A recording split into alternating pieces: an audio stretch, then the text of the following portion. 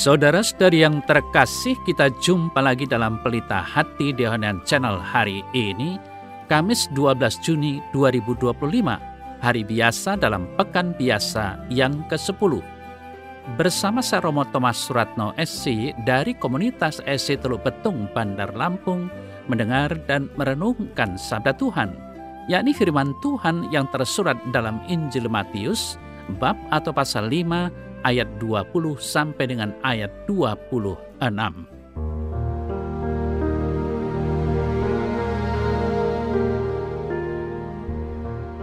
Dalam khotbah di bukit, berkatalah Yesus kepada murid-muridnya, "Jika hidup keagamaanmu tidak lebih benar daripada hidup keagamaan ahli-ahli Taurat dan orang-orang Farisi, sesungguhnya kamu tidak akan masuk ke dalam kerajaan surga.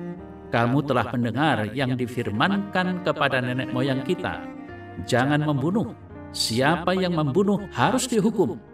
Tetapi aku berkata kepadamu, setiap orang yang marah terhadap saudaranya harus dihukum. Siapa yang berkata kepada saudaranya kafir, harus dihadapkan ke mahkamah agama, dan siapa yang berkata jahil, harus diserahkan ke dalam neraka yang menyala-nyala. Sebab itu, jika engkau mempersembahkan persembahanmu di atas mezbah, dan engkau teringat akan sesuatu yang ada dalam hati saudaramu terhadap engkau, tinggalkanlah persembahanmu di depan mezbah itu, dan pergilah berdamai dulu dengan saudaramu. Lalu kembali untuk mempersembahkan persembahanmu itu. Segeralah berdamai dengan lawanmu selama engkau bersama-sama dengan dia di tengah jalan, supaya lawanmu itu jangan menyerahkan engkau kepada hakim, dan hakim itu menyerahkan engkau kepada pembantunya, dan engkau dilemparkan ke dalam penjara. Aku berkata kepadamu, sesungguhnya engkau tidak akan keluar dari sana sebelum engkau membayar hutangmu sampai lunas."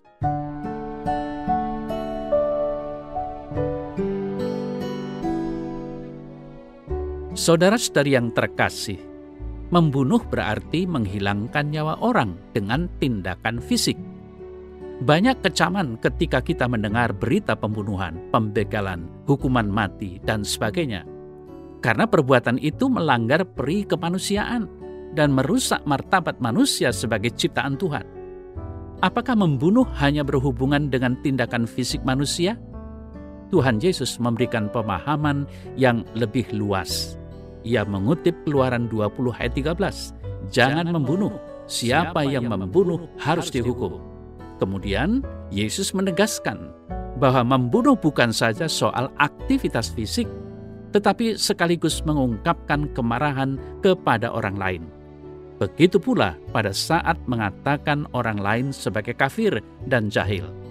Itu semua sebenarnya bentuk perbuatan tanda petik membunuh, sebab disertai dengan amarah. Dengan mengatakan kafir atau jahil, pada saat bersamaan kita membunuh pribadi orang lain. Yang menjadi korban bukan fisik lahiriah, tetapi perasaan dan psikis sesama. Dan bukan tidak mungkin perbuatan tersebut memancing terjadinya pertumpahan darah, bukan? Nah, saudara-saudara yang terkasih, ketiga hal tadi, marah, kafir, dan jahil, terungkap melalui kata-kata yang terucap dari mulut kita. Itu berarti kata-kata yang keluar dari mulut kita memiliki potensi untuk membunuh orang lain. Setiap kata-kata negatif punya potensi untuk membunuh, mematikan, dan menghancurkan hidup orang. Maka, saudara-saudara yang terkasih, seperti yang dinasihatkan Tuhan Yesus, diri kita hendaknya lebih baik daripada ahli Taurat dan orang-orang Farisi. Di sini Yesus menantang kita agar membangun kehidupan yang lebih bersahaja dibandingkan dengan mereka. Yesus menantang kita untuk berani atau mau melihat kehidupan kita pada inti yang terdalam. Kita harus mau dan bisa memerangi kejahatan itu sampai ke akar-akarnya. Sebelum hal itu muncul ke permukaan sebagai tindak kejahatan, kita harus bisa mengalahkan amarah yang menjadi cikal bakal dari membunuh. Kita harus bisa mengatur sendiri tata damai di hati dan berdamai dengan sesama sebelum kita mempersembahkan kurban kepada Tuhan. Saudara-saudara yang terkasih, kita harus membangun hidup yang lebih baik, yang selaras dengan kehendak Tuhan. Dan kalau kita mau membangun hidup yang berkualitas, bandingkanlah diri kita dengan hidup orang-orang yang berkualitas lebih baik dari kita.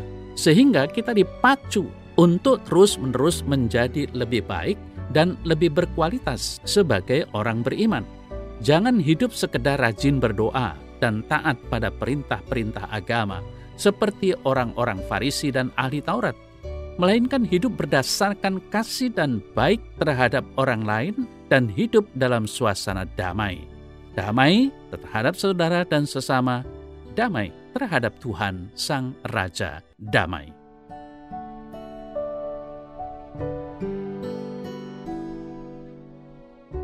Dalam nama Bapa dan Putra dan Roh Kudus. Amin.